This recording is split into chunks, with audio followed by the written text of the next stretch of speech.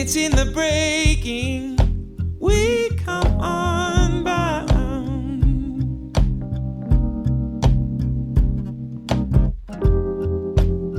And it's in the giving we are found. Yeah, you could barely change.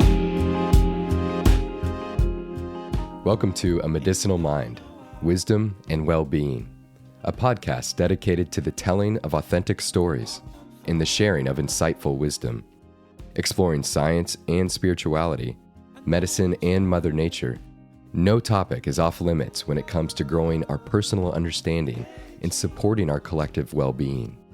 With your host, Dr. Rob Abbott, a family medicine resident practicing spiritually focused and evolutionarily informed functional medicine, we hope to nourish your being so that you can flourish in whatever the moment has called for you to do.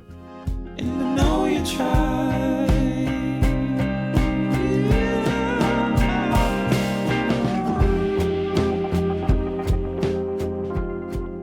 In episode 17 of A Medicinal Mind, Wisdom and Well-Being, I engage in a practical conversation with my close friend and fellow functional medicine advocate, Mike Etlinger. Mike and I first crossed paths after a synchronous email following my guest appearance with functional medicine practitioner Dr. Michael Ruscio. As you will hear in the podcast, Mike's background is quite unique. However, his personal story of losing his health as a result of an overall unsustainable and less than optimal lifestyle during his college years is one that is becoming much too common in today's world. In our conversation, Mike opens up about his personal journey as a young man seeking to recover his health, searching for answers outside of the traditional medical structure, eventually beginning a path to restoring his wellness, working alongside Dr. Ruscio and his progressive functional medicine practice. In the podcast, Mike outlines some of the most important lessons he's learned from being a patient, seeking to educate himself, and find the right functional medicine clinician to meet his needs. Asking such questions as, is the practitioner compatible with my needs in this moment? Do I need some encouragement or more of a stern source of external accountability?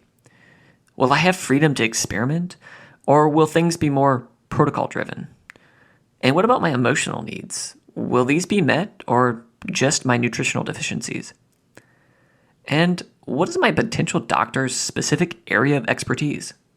Does it actually match my primary concerns? And, of course, money. What can I expect in terms of testing and treatment?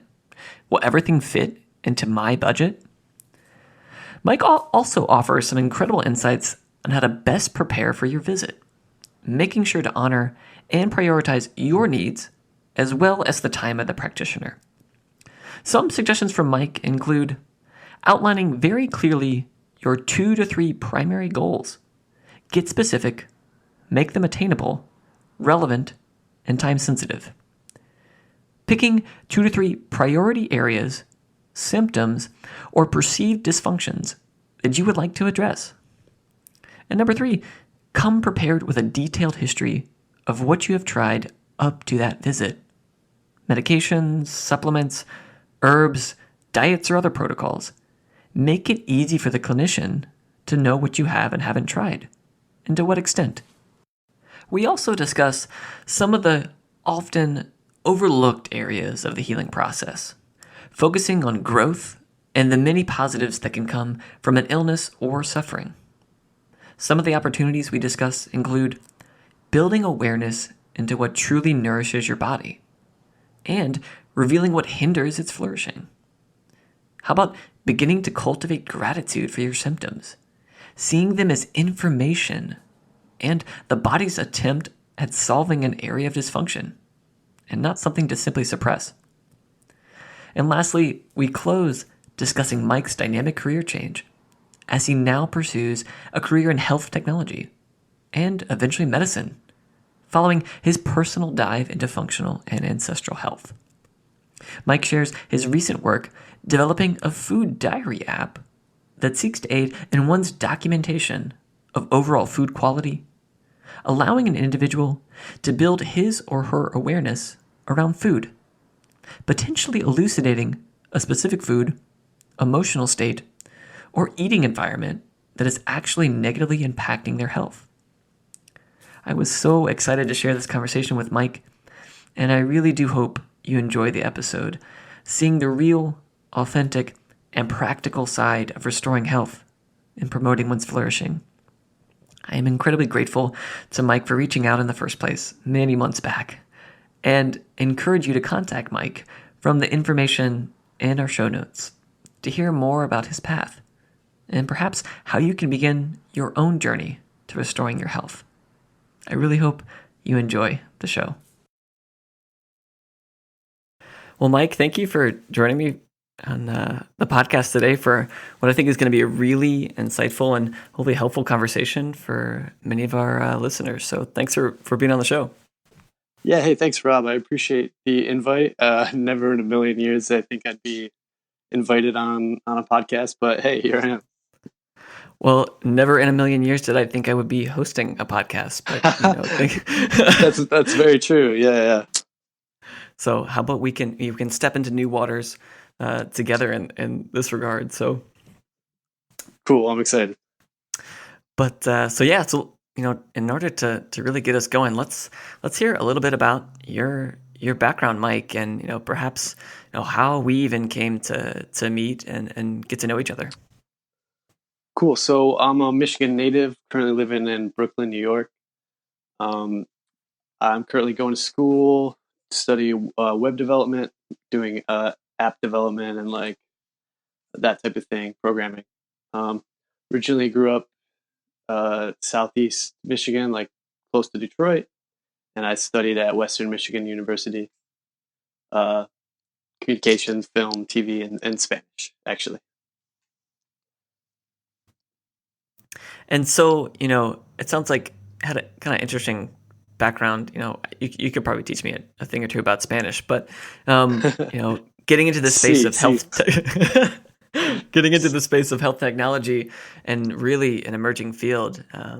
And I think it's something that we're all just beginning to appreciate that we're really going to need to utilize going forward as an industry as a whole to help our patients. But I was curious, before you really entered and began studying sort of to get into health technology, you had some of your own issues that needed to be addressed. Yeah, definitely. And so basically, so my parents are chiropractors, and sort of health has been, on my radar for a long time, ever since I can remember. But it's one of those things where when you have it, everything's fine, like you don't really pay too much attention, everything's going well. And when you don't, it's very, very obvious, and it's a huge detriment to how you want to live. But yeah, I've had pretty good health my whole life. No major crazy issues. When I was young, I had some strep stuff, but that's pretty much it. Nothing crazy. I went to college. Went through my party phase, and sort of that's when a lot of my issues started. And so, yeah, I think actually a lot of people, that's when it begins, where you're not really like caring about what you eat. You're drinking alcohol and high stress and low sleep. Those are huge triggers. But essentially, that sort of triggered what I later found out was the beginning of psoriasis, and that was sort of at the tail end of my college years. And then I worked on a feature film, and I hit it off with the cast and crew, and I ended up moving out to New York City to pursue those dreams.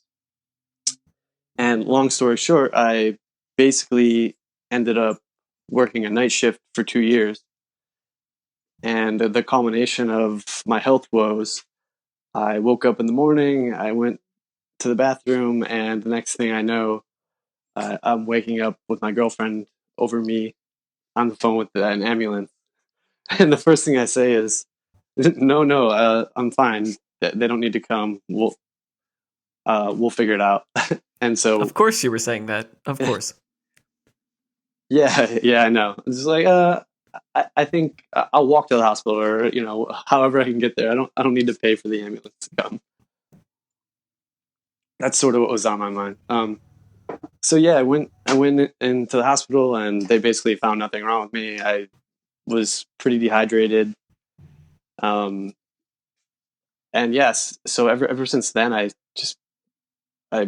basically made a stand and told myself I'm gonna figure this thing out, and I have to get my health in check, because this is crazy. This is ridiculous.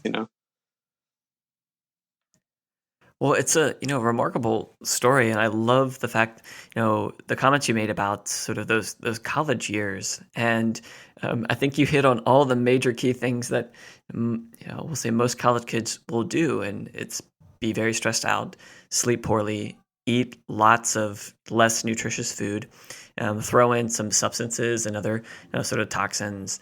And it is a recipe for breaking down. And I tell people all the time, actually, that's probably your most resilient stage. And for the people that don't suffer, I mean, it's quite a tremendous combination of factors that maybe you inherited some wonderful genetics to get you through. But that's a terrible recipe for health. And but oftentimes it can also be a period where the guidance and oversight of a physician working with such an individual is lacking, and so we can go sort of for many years and not have really good guidance, and maybe realize that the lifestyle is not sustainable and leading to troubles, but not having someone to support us through some changes and to maybe dig deeper into some underlying problems.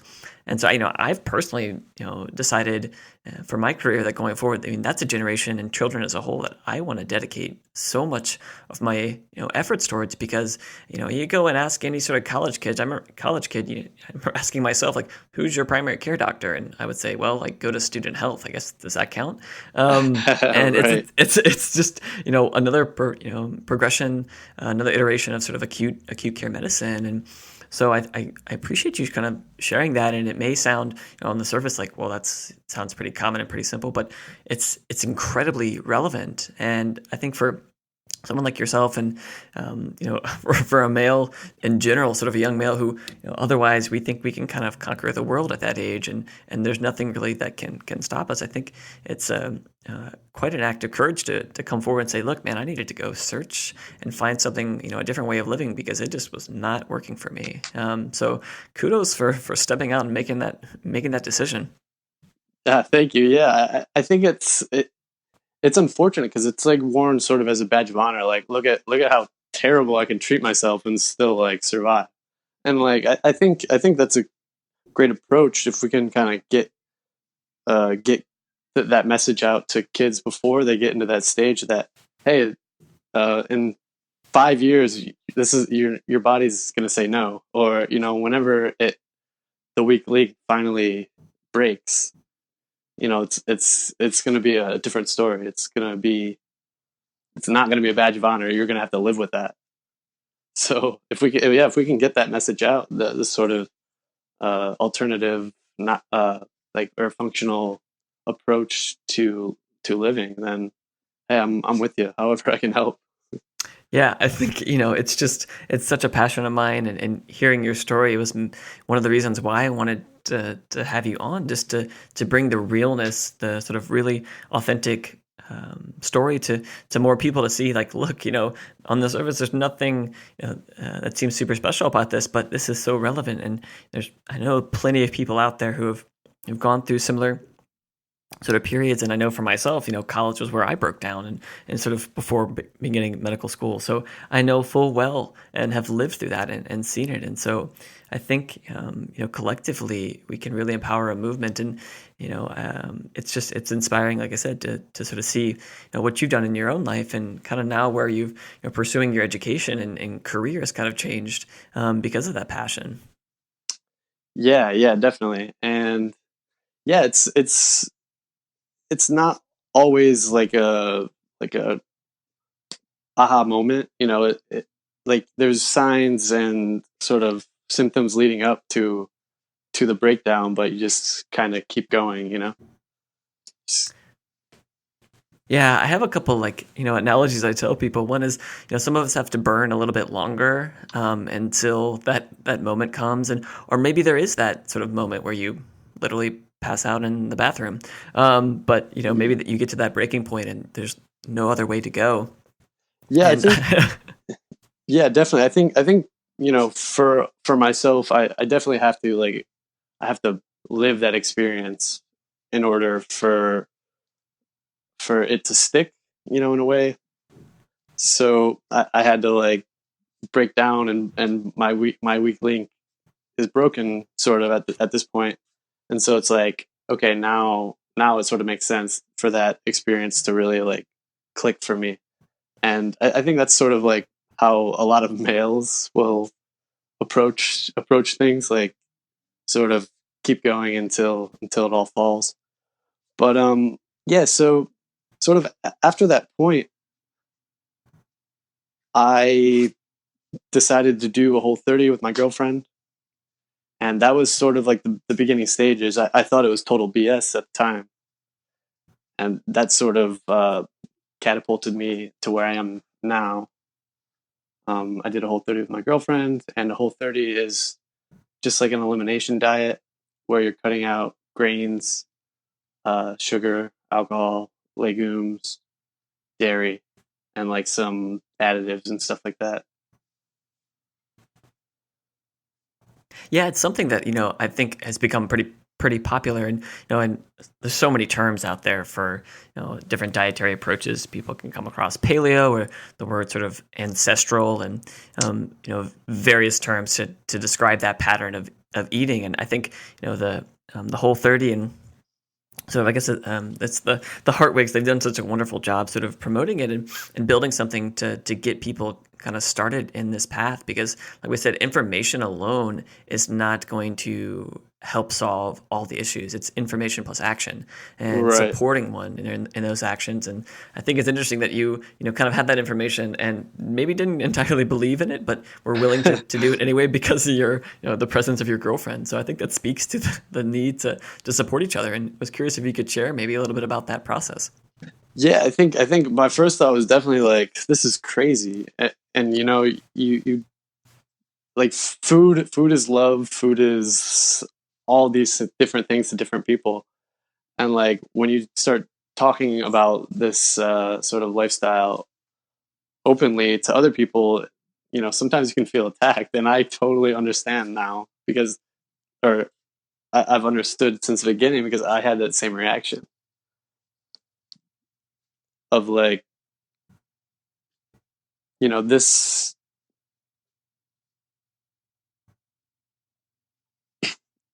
Sorry, sorry about that. Yeah, I had that same reaction, that I felt like my food was being taken away. But it's an elimination diet, and ultimately you want to have the broadest diet that you can manage. So you just it's for a short period of time, and then then you introduce stuff back in, and uh, that's where you find the experimentation and what works for your body.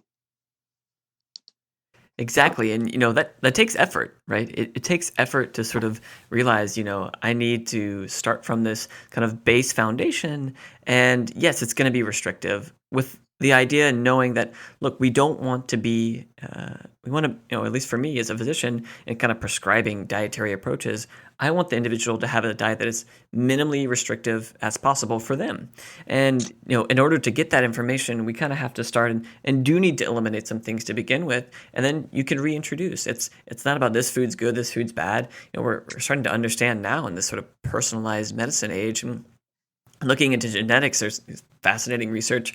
Rob Wolf talks about it all the time of these patterns of blood sugar and an insulin response to certain foods. And some people have a great response to cookies and a terrible response to bananas. And you look at that and you're like, what? How that makes no sense. Like the banana is the good food and the cookie is the bad food. And it's just not that simple anymore. And and you brought up a huge sort of elephant in the room too, and amazing point about we kind of put ourselves, we project ourselves in certain ways to certain foods, and then if we start to remove that, there's suddenly this mourning process that has to go on of like, how can I recover part of myself that I put into bread or I put into my pizza, and we don't really realize that process is maybe you need someone to help you along that, because it can be kind of chaotic in a way, and in aspects traumatic, and people get very upset or argumentative when you talk about you're taking away my Doritos or you're taking away X food, and so I think it's something that we need to discuss a little bit more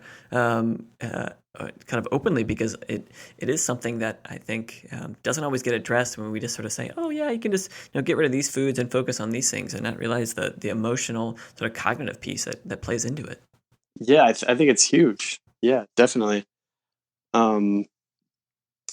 Yeah, but also again, it's like this sort of badge of honor of like eating. Oh, look at all this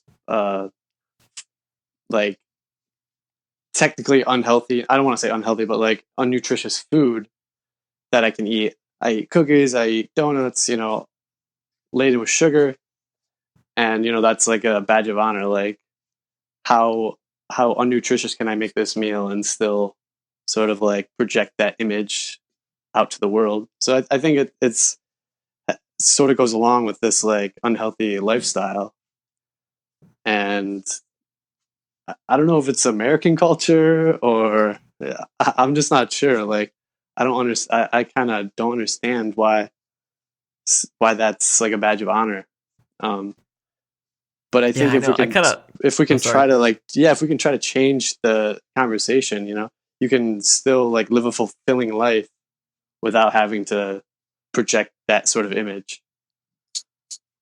Yeah, I sometimes laugh when I think about some of the things that, and you probably do the same thing when you think about your college years or younger years and the things that you would do and sort of theoretically get away with and be okay. And I tell people all the time, it's sort of, I cloak it as my advice to my 18-year-old self. And it's essentially, just because you can doesn't mean you should. Yes, exactly. You have the resilience. You'll probably be just fine doing that, and you'll learn maybe something from it. But just because you can doesn't mean you should. And getting rid of that sort of badge of honor and realizing that I want to really sort of nourish my body and provide it the nutrition it needs to really kind of flourish in all aspects of my life. And the concept of like a cheat meal, or the concept of, like you said, what can I get away with and still be okay? It just seems ridiculous to me now. It's like, it's kind of insane.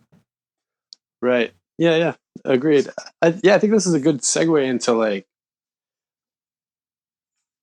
I'm kind of thankful for my my issues, my autoimmune issues. So like the psoriasis and sort of me passing out and hitting my head, it actually changed my life, in a way. And so, I always want to talk about the positives of chronic illness and disease. Yeah, you bring up a tremendous good point. And I can sort of parallel the same thing in my life about sort of waking up and having that moment, and so grateful that I was at least able to have some symptoms that finally spoke to me, and I was able to kind of get off that unsustainable track. And I'm seeing that it's we should be grateful for that information from our body telling us like, look, no, what you're doing right now it's not working, and seeing symptoms as the body's response to attempting to figure it out. It's the body's attempted to answer to some dysfunction, and suppressing those symptoms is basically suppressing the body's ability to figure out and try to improve that dysfunction.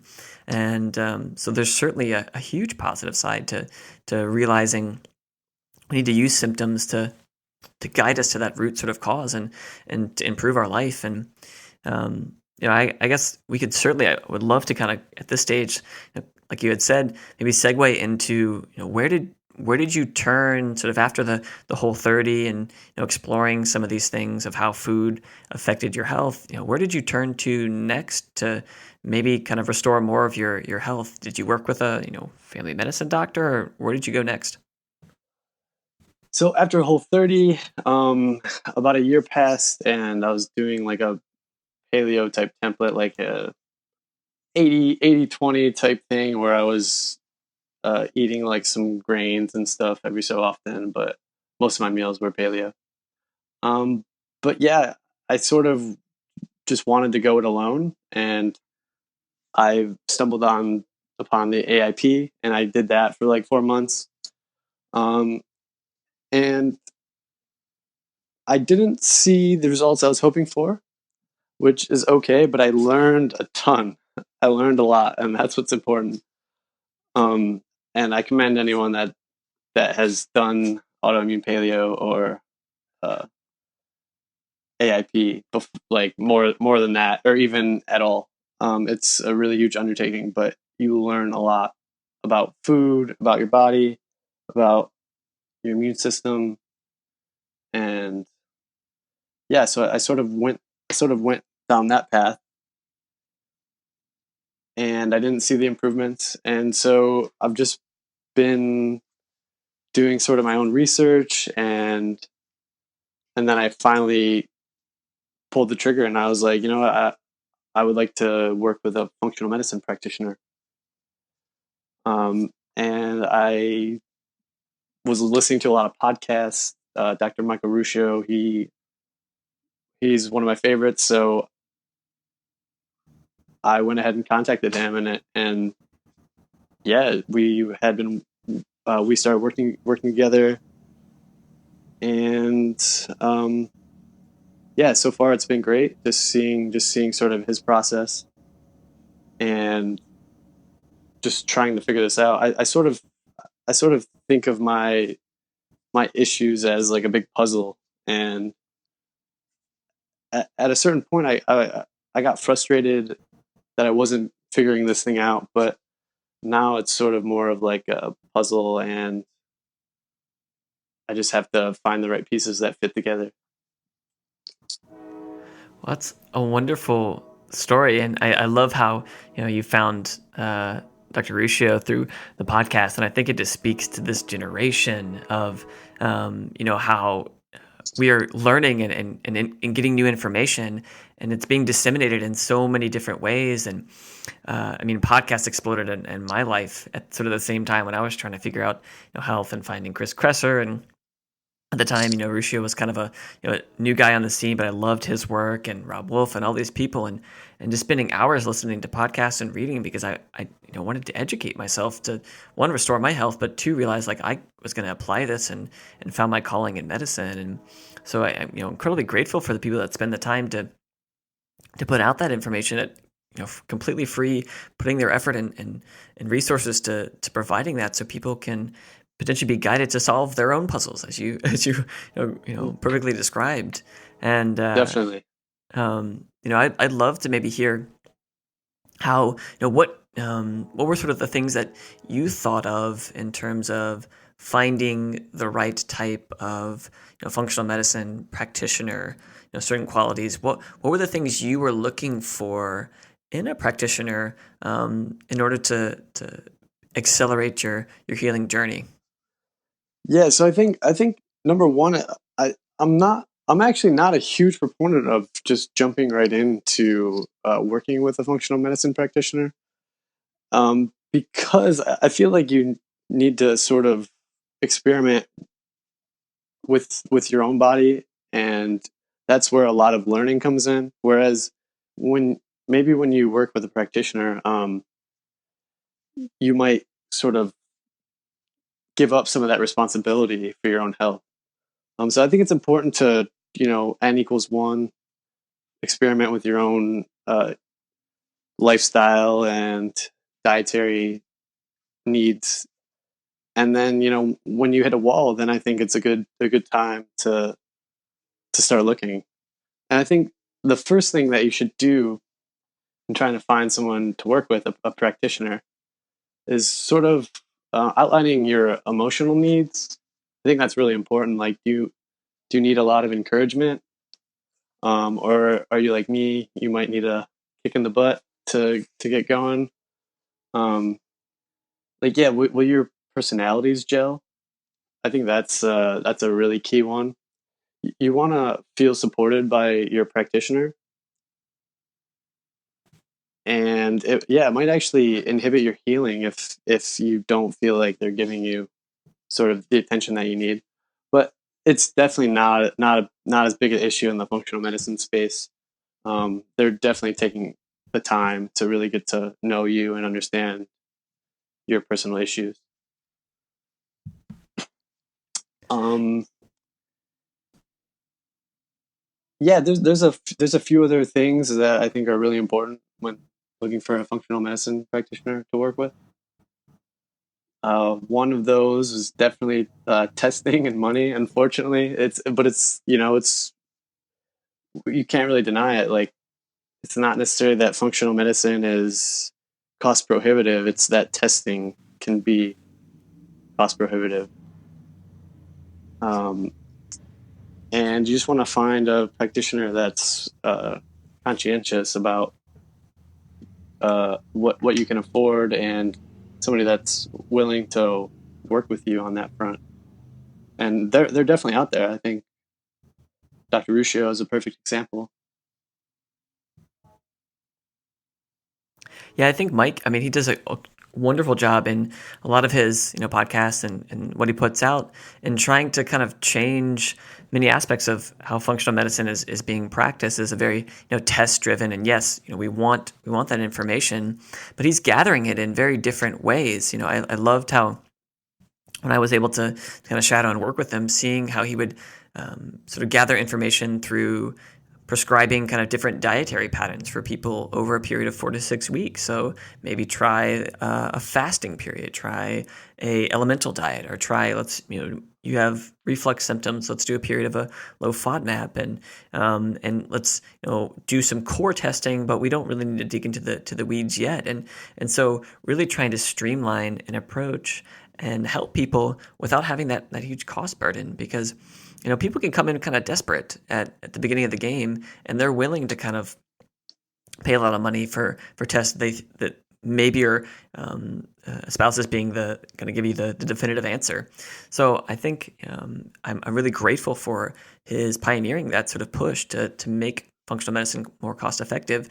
And it sounds like, in doing that, he's drawing people like yourself who resonate with that. And, I was kind of curious, what were there any potential downsides or things? There's never everything that's perfect in medicine, but was there anything that you found to be kind of difficult? Or you mentioned the money as a kind of a challenging aspect, but anything that you found to be difficult in terms of seeing a physician kind of over telemedicine versus having an individual to work with one-on-one in person the entire time?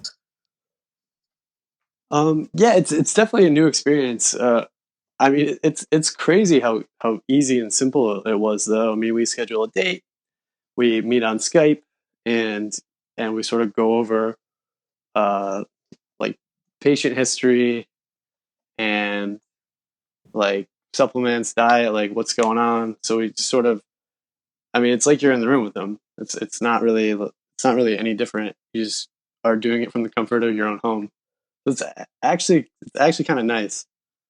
In that regard, I think the one thing though is that, yeah, it would be nice to have a brick and mortar place to just go, and like when you need to just drop by and sort of just for small things, that's the only downside really. But otherwise, the same testing, pretty much everything went pretty well.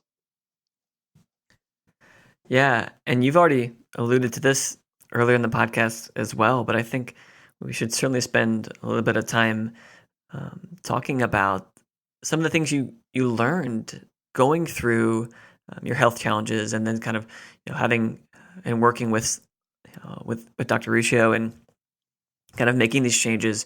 What were some of the things that you kind of learned through that process and have built into the way you see the world now?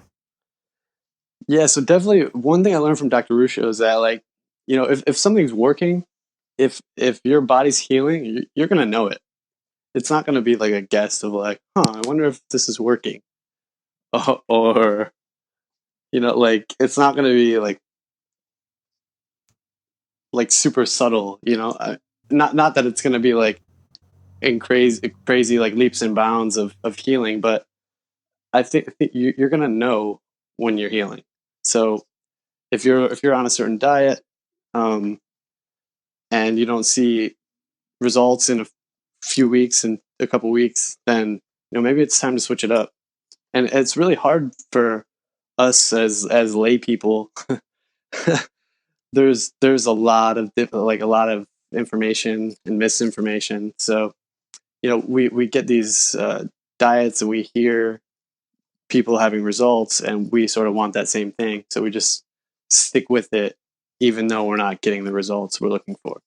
So I think that's a big one, is switch it up. Don't be afraid to try new things with your body. Let's see what else. Yeah, I've learned a ton. I mean, I think one of the points that we wanted to touch on is just like preparing for your first visit. So when you finally find someone that you gel with, I think it's important to come to them with symptom priorities. If we came to a doctor and we literally laid out every issue that we have, it would take forever, and it might be like too much information. So I'll just put a plug in there and say, yeah, it can be a little overwhelming from the other side of things. Totally, yeah. So come up with your own priority list, 1, 2, 3, up until what you think is right. And just think about your history. What sort of diets you've tried in the past, any past protocols like herbals or that type of thing, and like what did your body respond to. So I think that's really sort of important to lay out before you find a practitioner, or when you find a practitioner, for your first visit, to just prepare, make it easy on them. Don't like make them do guesswork and like overload them with information. Make it concise. I definitely appreciate that. Yeah, hey, I'm trying to help you guys out. I mean, if they're happy, you're happy, and and it goes on in a good direction. One other thing that I wanted to point out is that I think it's really important to set attainable goals and communicate those from the start. So, like when I first met with Dr. Ruscio, we sort of did all of our patient uptake stuff, and then I sort of laid out like, hey, this is sort of what I want to accomplish, and here's my goals. And so I think that's important to lay that out, like, so you have goals from the beginning.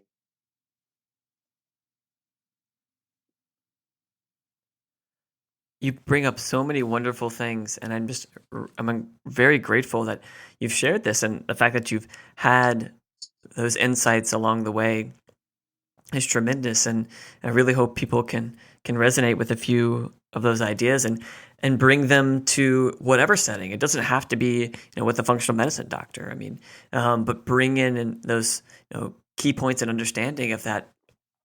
Look, my life might be a little overwhelming, and if I just have put everything out there in one visit and expect it all to be solved, or let me just put it entirely in the practitioner's court, that's can be just a little nearsighted, and in the end you won't actually be helped in the way that you're hoping for. And I think you brought up a good point too of let's have a good baseline to start with, and if you come in sleeping 5 hours a night and eating a just very minimally nutritious diet, and your life is just full of many stressors, and you're not doing any sort of meditation or don't have any dedicated sort of stress management practice, and you're not exercising, if all of those things are out of balance, and you come and seek my help, like, I'm not even going to really bother doing much testing at the beginning, because things are going to be messed up. You're telling me clinically with your symptoms that there's dysfunction, and let's work on the foundation before we dig in. And but that takes work, right? And you sort of say, like, look, I needed to experiment some initially to get some answers, give some information, so that in collaborating and working with a physician was actually going to be a good partnership. And I wasn't just going to completely pass the buck. Yeah. Yeah, it's a team, and you guys, and that's why it's important to lay out your goals, because then it's out in the open, and you guys are working towards those together. Well, I think I would love to kind of move us and towards a closure in this podcast, talking about we mentioned a little bit about that health technology in the beginning, and you've shared so much of your story to date, and really appreciate this sort of kind of that degree of vulnerability. And I think embedded in there, we've talked quite a bit beforehand, was this idea of this path through restoring your wellness actually leading you to change careers, because you realized what you were doing before maybe wasn't truly nourishing you. And I know for myself, yes, I was in medicine, I was in medical school, and I didn't have this super radical change, but I found functional medicine and ancestral health, and completely changed sort of how I envisioned myself practicing. But kind of going through a period of suffering and illness, and then redirecting your studies and your career and in a completely different way. And I think your story is one that illustrates that quite well, and brings me hope to sort of see that we can sort of support our wellness. And once again, there's positives to these periods of illness or suffering. Yeah, in fact, I think it really makes us who we are. And I mean, I wouldn't give up my experience so far, with dealing with my health issues. I just wouldn't do it, because it's who I am. So I think, definitely going back to this, like, we just got to think positive about that. And so it sort of changed my trajectory, and I decided to go back to school and study how to program. And currently I'm developing an app that's a simple food journaling app for those of us who are working with practitioners, or are trying to find out sort of potential triggers with what we're eating. And so, it's a simple food journaling app, and you sort of just are tracking what you're eating, and it's sort of taking into account also your symptoms, and you're relating your symptoms to the food that you're eating, and it's sort of giving you a list of potential triggers. So it's taking a lot of the guesswork out. And also, I know you and I talked about this, it's good. It's great to be able to pass along what you're eating digitally to your practitioner. They can look and say, you're eating on course, and this is what we're looking for. So that's what I've been working on. I'm pretty excited to get it out. It's a lot of work, though. It's tough. It's certainly, the programming stuff, it goes way over my head, but I'm just appreciative for people like yourself, pursuing that path and creating these really, functional and relevant applications. I know, for me, I want that information, and I want to see, the quality. Let's focus on, the quality of your nutrition first.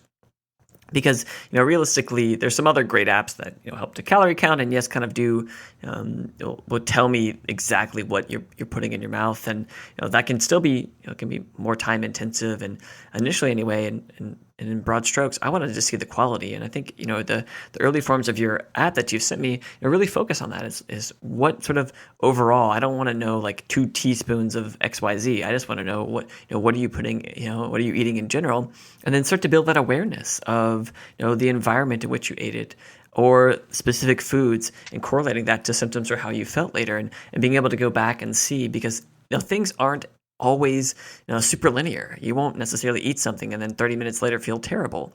Yes, that's a good sign that maybe that was a sort of incompatible food. That's a bad choice. Yeah. But maybe there's other things that are more nuanced that, like an app like yours, will help to elucidate. And like you said, real time sort of being able to show your practitioner, hey, look, these are the types of breakfast and things that I'm eating, and not getting stuck in the weeds of measuring and counting and needed to record all of that. Yes, there's a time and place for that, but at least initially, let's focus on quality. And I think your app is going to do a great service for people to help facilitate that process. Yeah, like we can let the biohacking people have their apps, and they're doing the keto and all this stuff, and let's just focus on the quality over quantity, and let's at least make sure we're heading in the right direction before we start worrying about teaspoons and tablespoons. I totally agree. So I'm really excited to get this out, and anybody listening, there's a lot of avenues to get into this space, and one of them is programming. It could be anything. You do video work, you do marketing. So there is a lot of avenues to work in this space of functional medicine. You just have to sort of be creative, and if it's your passion, then hopefully you find a way to make it work. I am, and Yes. and maybe one day I'll try to practice medicine, but for now I'm gonna do this programming thing, and hopefully that will lend its way to my dream of practicing medicine. It's so well said. I mean, I've gotten many questions from folks about, who have sort of seen the journey I've taken in medical school and see, like, was that, should I go to medical school? Is that, the right path? And I say, it is a path. It is certainly a path, but by no means is it the only path. And actually, realistically, there's probably many other ways that you can help facilitate the restoration of others' wellness and flourishing. That might be, better, and we'll just obviously say will involve less money overall than medical school. So to think you need MD after your name to help people is once again quite nearsighted. And so I'm just glad that, like I said, you're sharing the story of recognizing, look, I don't have to give up that dream of maybe pursuing medicine, or realizing there's so many ways that I can help, and living that is the most important thing. So thank you. Definitely. Yeah, no problem at all. And I don't know, I might, at some point, I'll probably be looking for beta testers. And so I'll give my email, and, anyone that has any questions at all, go ahead and reach out to me, whether it's, about functional medicine, working with a practitioner, or my app. I guess I could just do that now. You can email me. Yes, please, because we're going to have it on the podcast page. But please, because I was going to say, as soon as you get a version out, I am going to want to share that with people and put it to test. So share away. Cool. Yeah. So you can reach me at mk.etlinger@gmail.com. That's mk.etlinger@gmail.com. Wonderful. And, you already know this is coming because we've kind of talked about it before, but I always like to close my conversations with a very open-ended sort of a period where I let my guests share kind of one final piece of insight or a story or something that they really feel will resonate with our audience. And so I offer you this space, knowing you can share anything or nothing. But is there any last piece of your story or wisdom that you'd like to share with folks before we go? Yeah, I would just say, don't give up on yourself. Don't give up on your health, even though you are hitting a wall. I would just say to keep at it, and hopefully everything's going to work out and everything's going to click.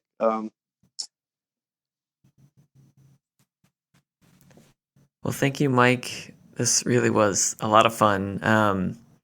So grateful that you reached out many months ago when I was on Ruscio's podcast, and just have grown a friendship. And I'm just, like I said, very thankful for our friendship and for you to share this story. And I hope people, like I said, if you're listening, please reach out to Mike and connect and share. He's got so much wisdom and can really help sort of facilitate your path and beginning on perhaps doing a Whole30 or following a Paleolithic style kind of diet. And so I thank you so much for doing this, and perhaps one day we'll get to meet in person. Yeah, that would be great. Sounds good. Thank you so much for having me. All right. Well, have a great day, Mike. Thanks again. All right. Thank you. Thank you for your presence and willingness to receive a new narrative, a passionate perspective, and perhaps a deeper sense of connection with our collective purpose.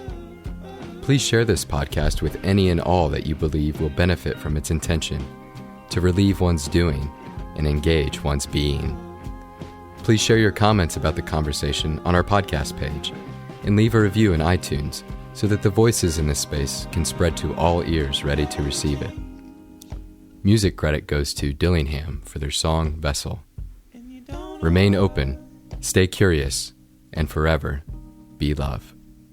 You walked on fire, and I know you tried.